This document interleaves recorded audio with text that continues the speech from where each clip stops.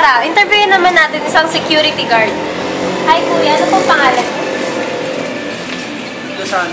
Lozano. Kuya, ano po ba servisyo niyo po para sa publiko? Sa publiko. Opo. Ano lang, para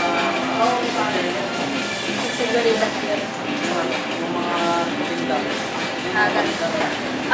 Kung bibigyan po kayo ng opportunity na magbago po ng trabaho, ano po yun? Wala. Ano na po kayo katagal sa servisyo?